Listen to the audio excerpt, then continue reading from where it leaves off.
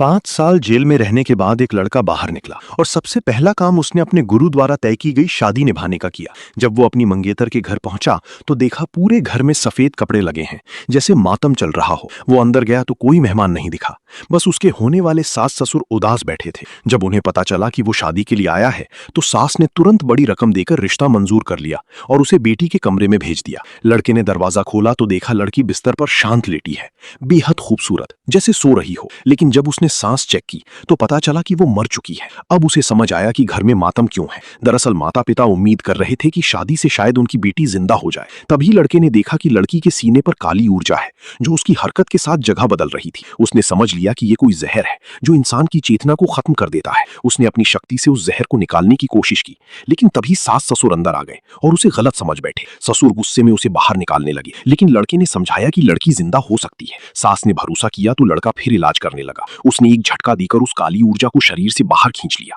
तुरंत लड़की के शरीर में हरकत हुई और वो जिंदा हो गई। ये देखकर माता पिता खुश हो गए। सास ने धन्यवाद दिया, लेकिन पिता ने कहा कि जेल से आया लड़का उनके परिवार के लायक नहीं है और रिश्ता तोड़ने का फैसला कर लिया। लड़की ने माता पिता को बाहर भेज दिया और लड़की से कहा कि वे एक दूसरे के लिए सही नहीं है। उसने 2 करोड़ देकर उसकी मदद का बदला चुकाना चाहा, लेकिन लड़के ने मना कर दिया। उसने कहा कि उसे पैसे नहीं बल्कि उसके साथ साधना करनी है, क्योंकि उसकी जान खतरे में है और वही उसे बचा सकती है। लेकिन लड़की ने बताया कि उसकी पहले से सगाई हो चुकी है और उसका मंगेतर देश का सबसे ताकतवर योद्धा है। उसने एक बार अकेले ही कई दुश्मनों को मार गिराया था। लड़का ये सुनकर बोला कि वो वही इंसान है, उसका असली नाम कुछ और है और मिशन के दौरान वो दूसरा नाम इस्तेमाल करता था। लड़की को उसकी बात पर भरोसा नहीं हुआ और उसने सबूत मांगा। लड़के के पास शादी का कागज नहीं मिला क्योंकि वो गलती से खो गया था। लड़की ने कहा अगर वो सच में अपनी